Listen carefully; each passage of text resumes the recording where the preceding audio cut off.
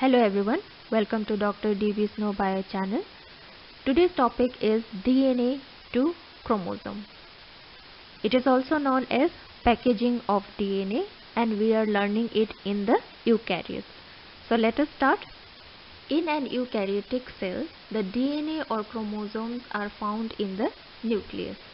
Each human cell contains about 2 meters of DNA, but if we see the size itself of the nucleus is only 5 to 8 micrometer in diameter.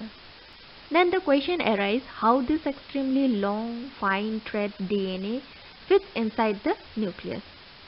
So let us start. Here we will know how this particular thread-like DNA gets inside the nucleus. Actually, the packaging of DNA is a complex task. This is accomplished by several steps. An association of specialized protein that binds to the DNA, folds the DNA and ultimately results into a higher level of organization, that is chromosome. Here you can see the nucleotide forms into DNA where the genes are situated, and this DNA binds with the protein which ultimately turns into coil-like structure, loop-like structure and ultimately into the chromosome. This organization also prevents the DNA from tangling. Even after this compact organization of DNA, it remains accessible to all the enzymes and proteins that is necessary for replication, repairing and expression of its genes.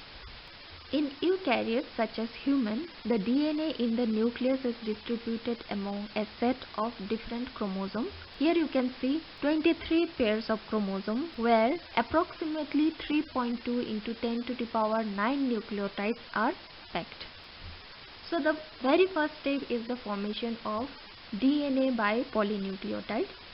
You can visit my earlier video on nucleic acid, nucleoside and nucleotide to know how DNA is synthesized. The link is provided in the description box. So the synthesized DNA undergoes helical structure forming major and minor groups which is about 2 nanometer wide.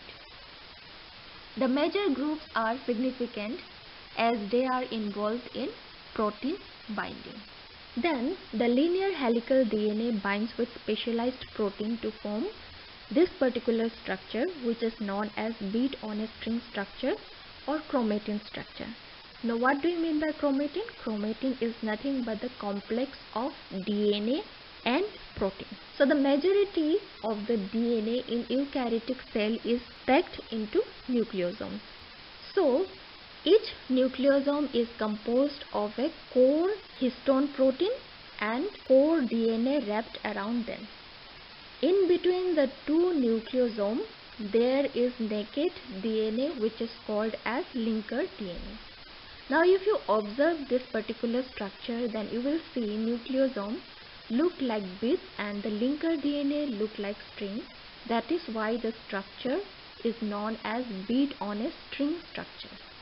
This assembly makes DNA compact up to 6-fold and the size or the width of this particular structure is approximately 10 to 11 nanometer.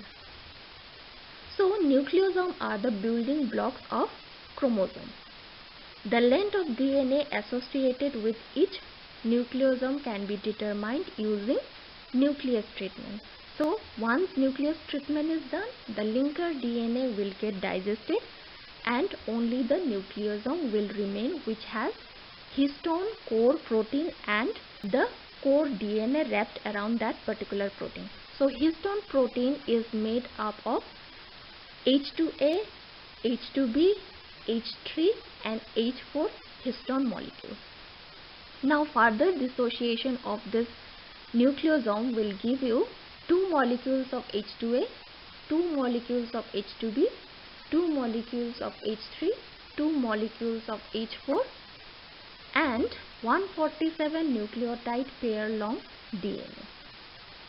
Now this histone molecules combine together to form the core histone octamer.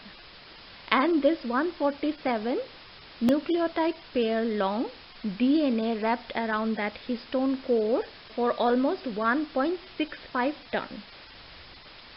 And these histone molecules are small, positively charged, and are by far the most abundant protein associated with the eukaryotic DNA. So these are the product of nucleosome. So now after the formation of bead on string structure, it further go for the compaction and forms the 30 nanometer chromatin fiber.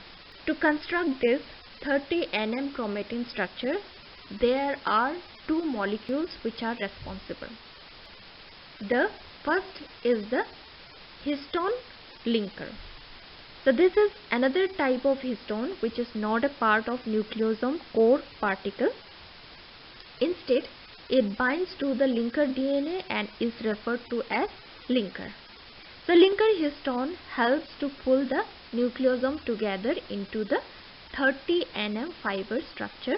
Here you can see with histone H1 and without histone H1. And you can also observe the electron micrograph. Here in the first picture, it is scattered structure, and with the help of linker histone, the structure becomes more compact. So the another molecule is the histone amino terminal tails that also contributes the DNA packaging by stabilizing DNA wrapping around the octamer. This histone amino terminal tails are required for the formation of 30 nanometer fiber. Here you can see the side view. These are the two strands of DNA, and this way is the axis of the DNA helix.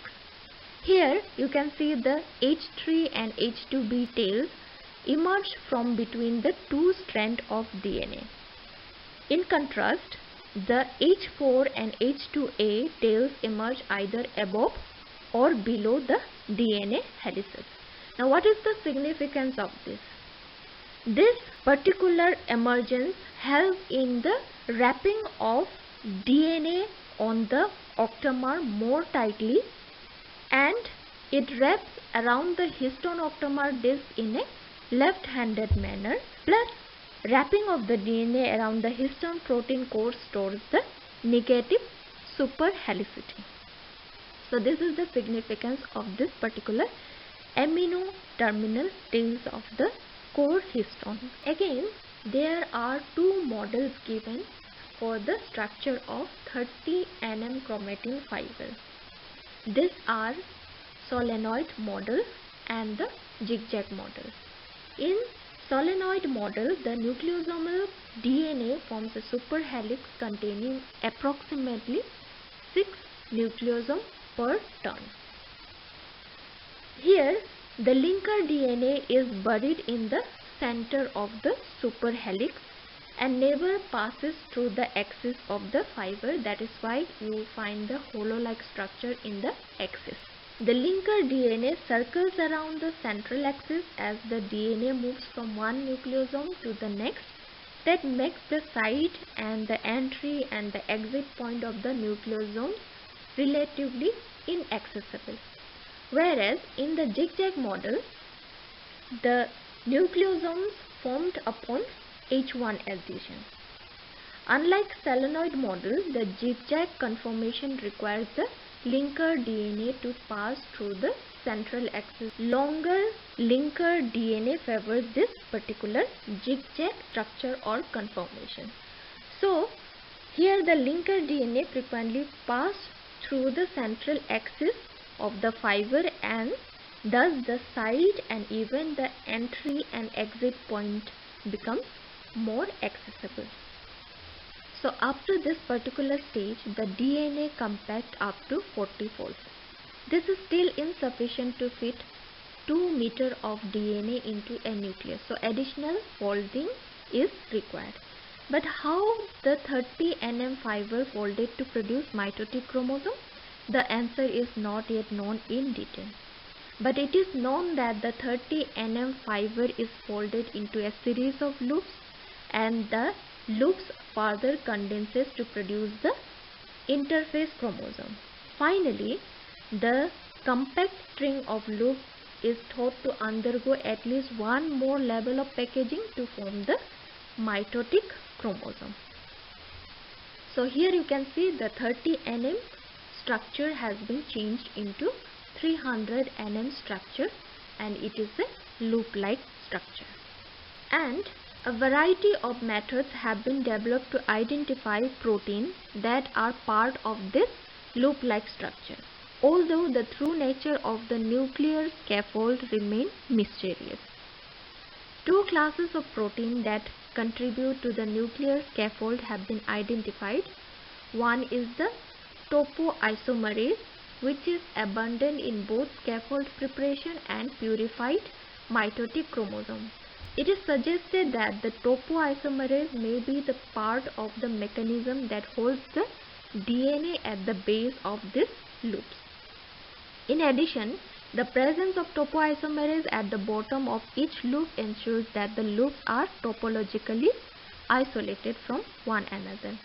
So another protein is the structural maintenance of chromosome protein, or SMC protein, which are also abundant component of the nuclear scaffold. These proteins are key component of the machinery that condenses and holds sister chromatids together after chromosome duplication. So, the 300 nanometer wide loop-like structure of chromosome condensed into 700 nanometer structure condenses further to form the mitotic chromosome, which is about 1400 nanometer wide. Each chromosome consists of a single enormously long linear DNA molecule associated with protein that folds and pegs the fine thread of DNA into a more complex structure. So here again it is a review of the total process. So chromosome exists in different states throughout the life of a cell. During interphase, the chromosomes are extended as long, thin, tangled thread of DNA in the nucleus and is not easily distinguished in the light microscope. When the cell reaches the M phase, the DNA coils up, adopting a more and more compact structure, ultimately forming highly compacted or condensed structure mitotic chromosome. So this much only for today's video. Hope you have learned the packaging of DNA. Thank you for watching. If you like my video, please do like, share, comment, and do not forget to subscribe. Meet you again in the next video with new topics. Bye.